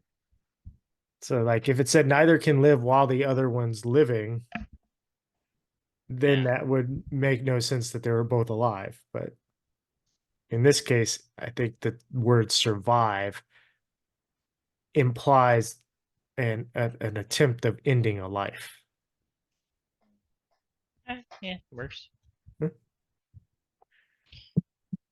Yeah, good old Sybil Trelawney. Yep. And basically the thing was like Dumbledore didn't want Harry to have to kill somebody, but tough luck, Harry. You're the main character of the book. You gotta kill. Yep, you got to kill. You got to do the killing. And has Harry technically killed? Like in the first book, that the Voldemort head dies kind of because of Harry, right? Quill or whatever. Yeah, Quirrell? Professor Quirrell Yeah, he dies. definitely Right? dies. Yeah, kind of by because of Harry Potter. Yes, because of Harry Potter, he dies. He killed a basilisk. Like he's killed before. I don't know why. Dumbledore's like, you're gonna have to be a killer, Harry. I'm gonna cry about it. Yeah. It's like he's already a trained killer. And that moves us on to the last chapter Final of the book. The Second War begins. I just made a note of a lot of funny things in here, but basically we get the train ride home. On that train ride, Ginny broke up with Michael, and that Michael is now dating Cho. And then the Order members meet Harry when they get off the train, and they're like, "We're gonna talk to the Dursleys now about treating you better." Like 15 years too late. Right? Like, finally, like, Yeah. you're gonna treat him better. Like the trauma's already happened. Yeah, yeah.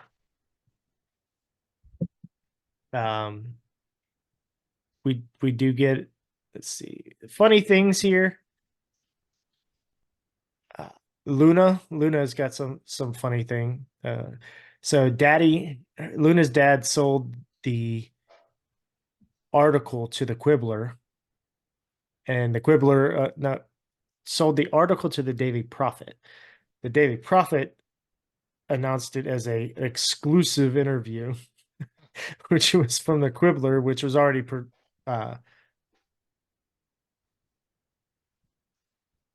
why can't I think of the word? It was already published. There you go. It was already published in the Quibbler. And she said he got a very good price for it too. So we're going to go on an expedition to Sweden this summer and see if we can catch a crumplehorn snorkack. So hopefully she catches one of those. Good luck with that. And like I mentioned earlier, Flitwick got rid of Fred and George's swamp in about 3 seconds, but left a tiny patch under the window, and he roped it off because he says it was a really good bit of magic.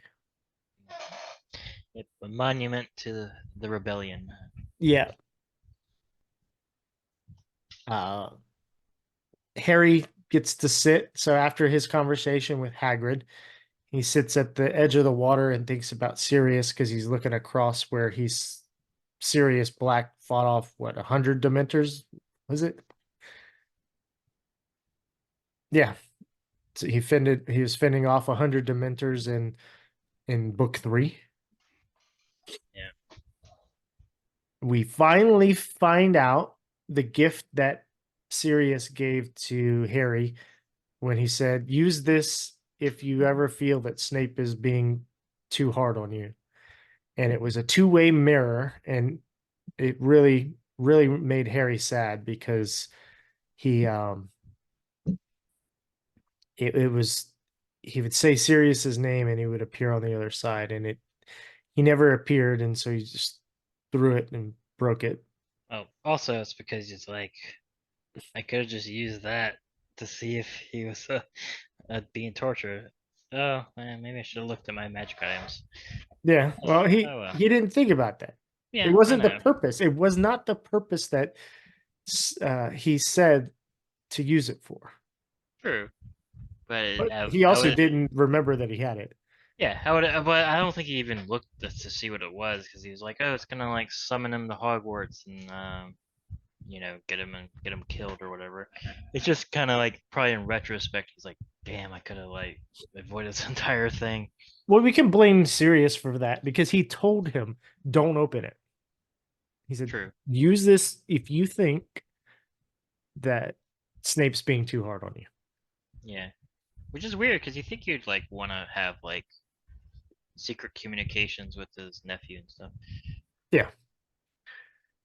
And let's see. Then the last thing that I had here, obviously before the Order members talk to the Dursleys, um, Harry goes to.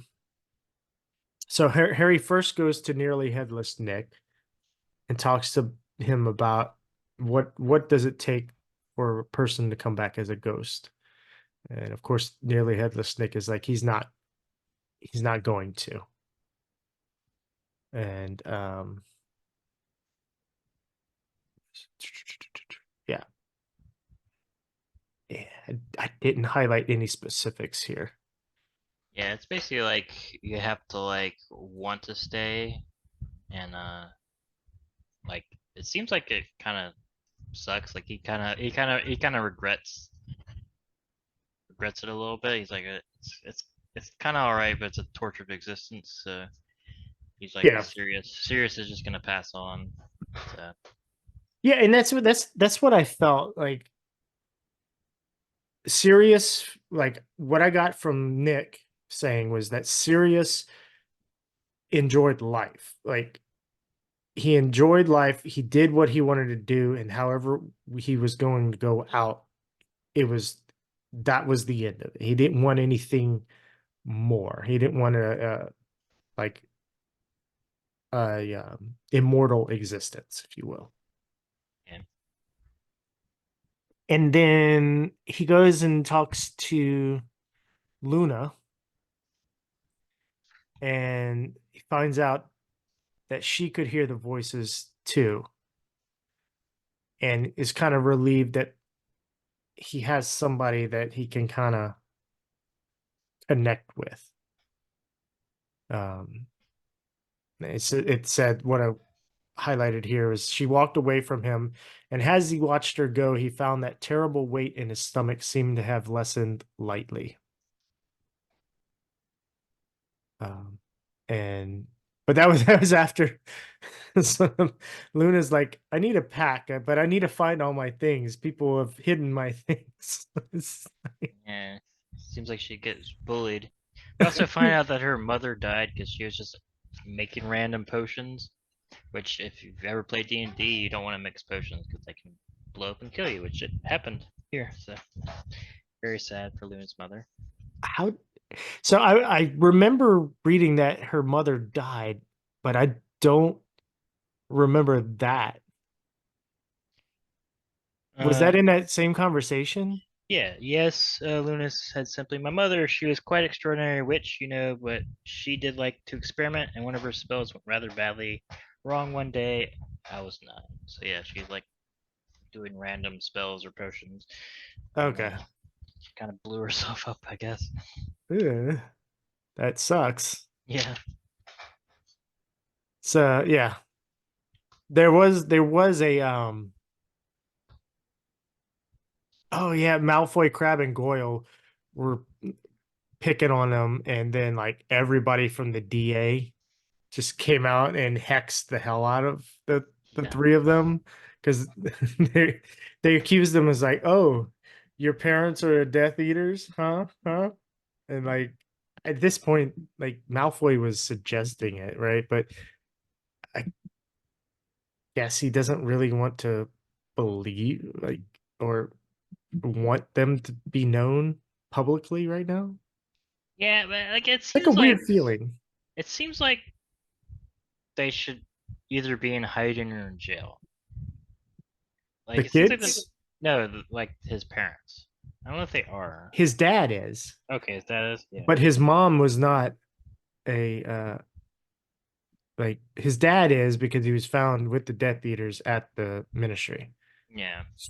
His mom was not there, and I don't have there's no I don't remember it being pointed out in the book up to this point whether or not his mom was a Death Eater.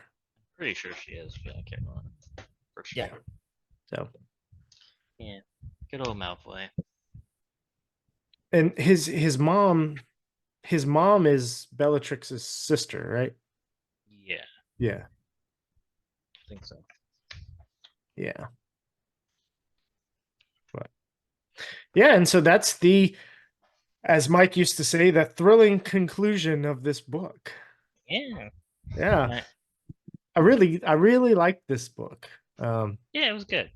Yeah, it's been really fun reading through these books so far without watching the movies or without having watched the movies in a long time. For some reason, like after four, I never really rewatched most of the movies. I don't even think I only think the last two I watched in the theater only. Yeah. Well, they split the last book into 2 movies, right? Right. And so those part one and part two of Deathly Hallows I watched Pretty sure I once. saw them in the theaters, but I saw the part one on a date with a chick. And then part two, it was me, my wife, and Thomas. And it was like, I think Thomas was about to go off to grad school. mm, And so we went and watched it with him before he left for grad school. yeah. Yeah. Yes, yeah. Yeah, the books on reread do kind of color some stuff. Like I do have images of like the main characters, like Daniel Radcliffe and all that as Harry and stuff. And Snape is you know, oh my god, Alan Rickman. Yeah. Alan Rickman is definitely Snape. So it's kind of fun redoing that because I don't know if I had a good like sense of like what Snape looked like and stuff when I first read it way back in the day. And I definitely did not know how to say Hermione. It's like, oh, the H word. Hermione. Yeah. Her smart lady. Yeah, I'm that that is a very weird name. yeah. So unless you watched the movie. Yeah. It's one of those where like it's funny when you read because like I'm never gonna have to say this out loud, so I just recognize what it is and just go for it. I'm not even gonna try to like pronounce it in my head. Yeah, I think that happens a lot with fantasy books, right? Yeah. And then when you talk to somebody that's like has read it and you're just like, what name? What did you say? It is not Yeah. totally not how you said it. And so you're like, or if you listen to the audiobooks, Yeah. that's when it's like, wait, what is so like some fantasy books I have a hard time. Well, I have a hard time with audiobooks in general, unless I've read the material before. Yeah. And then it's just like, oh yeah, I want to be reminded of the story, but I don't want to go too deep into details. If I Yeah. really want to dive into the details, I'm gonna read the book, Yeah. like just like this, right? So like just reading a physical book and just going through the words um is like an intermediate between the podcast here, because we really go into talking about it, and Yeah. listening to an audiobook. So the audiobook is, I'll do stuff and then I'll hear things. I'm like, oh yeah, that happened in the book. Oh, Yeah. oh hey, all right. So now I remember. Oh, this is the event they're talking about. So Yeah. I can do podcasts really well, but like audiobooks themselves, I would just rather read the actual light novel. yeah, And then maybe like if I have time, like listen to it, kind of like what you were saying. Um, yeah. Jules is loving audiobooks. So um, we are on the third Harry Potter audiobook. She has listened to Percy Jackson, and I think you and I talked about that being a series that came out kind of past the time where you were. Is that weird gap between yeah. where you really like you liked children's books, and then at a certain age you would still reread those children's books you read, but new ones you won't. And it's like that 16 to 25-year-old range right there, Yeah. where you're like, I'm not taking on any newer children's books. Yeah. Let's see. I think I think the So first Percy Jackson was 2005 yeah, or 2000. 2005. So I mean, I was in college basically. Yeah. Yeah. So yeah, I was definitely You not you reading were Percy 18 years Jackson. old, right? Yeah. Yeah. Quick math. Yeah. Like yeah, because children's books I read a lot growing up were like the Redwall books, and like even like Harry Potter was kind of on the cusp of like me. That's why it's like not. I still enjoy it a lot, but it's not like my favorite series like a lot of people, because a lot of it is like their first like big boy book per se, where I was like reading, Dragonlance and all sorts of weird stuff. Here, Wheel of Time, I think I was already in. Maybe even Game of Thrones, Song of Ice and Fire. Yeah, I don't have any. So the earliest memory I have of reading is my uncle gave me a copy of The Lion, the Witch, and the Wardrobe. And I don't recall like finishing the book, but I do recall sitting with my mom sometimes and she would read it to me. Um, and then in high school, I was reading for leisure. I was reading a lot of the Star Wars novels, Expanded Universe. For Um, fun. may they rest in peace. Yeah. Dude, The X-Wing books. the X-Wing series is great, and It's, it is I really good. don't know if you knew there's another one in that series. Oh, really? Yeah, so like I think a 10th one. So Starfighters of Adumar was like the last one I read in that series, but there's one Yeah. they came out with after. I don't even know if I got that far, but you each were like 8 or 9 of them. Yeah, they're good. Like I read upwards of 40 Star Wars novels. And then when I graduated, I picked up this hardback copy of Lord of the Rings that my mom had on the shelf that nobody had read before. And I carried it around and I read the whole thing. And then that's when I really started like reading. And I mean, that was in college, Yeah. 18-year-old freshman. And so, yeah, it's never too late to start reading. Oh, yeah. Just pick it up and read. Fine. So I think the people have a misconception about reading because they just think of it as schoolwork. Like that's the only time they read is for like school. So you're reading like, they're reading classics, but it's all stuffy books. Like just finding what you like to read and read it, even if it's like, you know, fluff novels that are just like pulp and like 200 pages, but they're fun. Just you should just read, and I think it's really important because expands your imagination, your vocabulary, and just everything.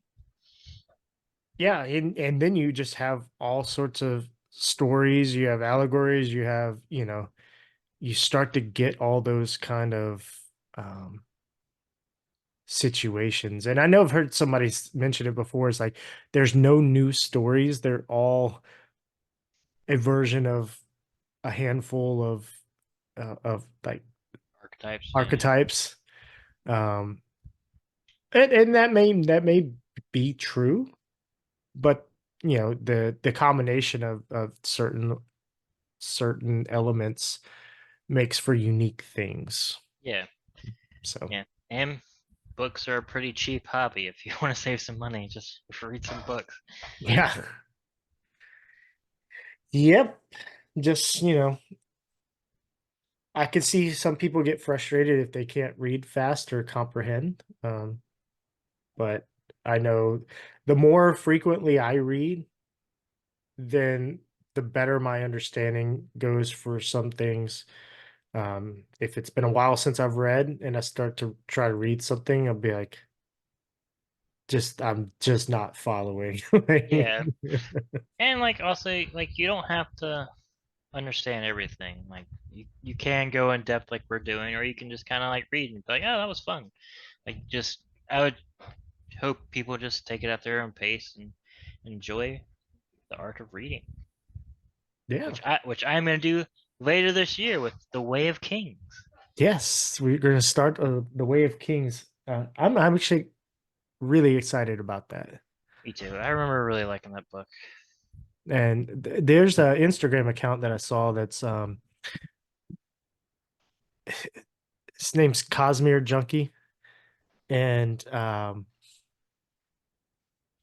was gonna see if he wanted to come on the podcast because he just like posts Cosmere stuff, and some of it I don't even remember. He gets into details like the amount of people that just go into theory crafting and stuff Yeah, for like Sanderson stuff is insane. it is. And it's funny because like I'm just kind of like I take most of them just on their own and like oh there was a little reference or whatever. Because like I'm like when we start doing it, I'm probably not gonna remember any references unless they're overt to other properties. Yeah. It's been forever since I've read like Warbreaker and all those other weird ones. And I still need to finish Elantris. I started it, and then I had to read this. Oh, oh, you were reading Elantris before? Yeah, Yeah. Well, hey, you're gonna have a break. I am gonna have a break. So. Yeah. Did I do you know if Dustin ever finished Elantris? don't know. Probably not. Because I know he said he had started it. It's pretty good so far. I don't know. It's not his best, but it's also his first novel. So I remember there's like I remember it being slow and kind of weird. But there is an epic scene that I don't even remember the details of at the end of the book. I just remember when it happened, I was like, what the heck just happened? And like I reread it, I was like, oh. I reread it immediately after reading it, yeah, yeah. But that's been years since I read it. But yeah, as far as Cosmere goes, the fourth Wax and Wayne novel is the only one I haven't read. And then of course Dawn Shard, which was the a novella in the Oh wow, you've read most. Of them. You've read all the secret books too. yes. I own them all. I haven't read them all. Been Yeah, slacking on the reading. they are really fun. The secret novels are really fun. Wait, don't read The Sunlit Man until you've finished Stormlight. Got So any spoilers? yes. Nice. So, but the other two, they don't really spoil anything, but they're really fun. So, Yeah. but all right, Justin. So, you and I can cover something. I'll have to figure out uh, who's gonna just record something with me next week if we do. But the next book is gonna be Half Blood Prince coming out. That episode comes out in 2 weeks. And Chris is going to be discussing that book with me. Yeah, So, it should be fun. yeah, look forward to that. So if you've made it this far, please like, follow, share, all those things. Hit the bell button, get notified. Did that sound come through? It came through. That's crazy, right? Get notified, and Yeah. then You get this chime come through.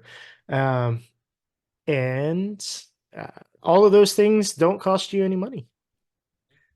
So, uh, Justin, it was a great evening Yeah, and it was fun. fun conversation. All 4 episodes. Really enjoyed covering this book with you and getting your perspective. And I think we're going to have a whole lot of fun later this year when we get to the Stormlight archives. Yeah, those episodes might be like 5 hours long. We shall see. We shall see. All right, man. You have a great night. You too. We'll see Bye. you later.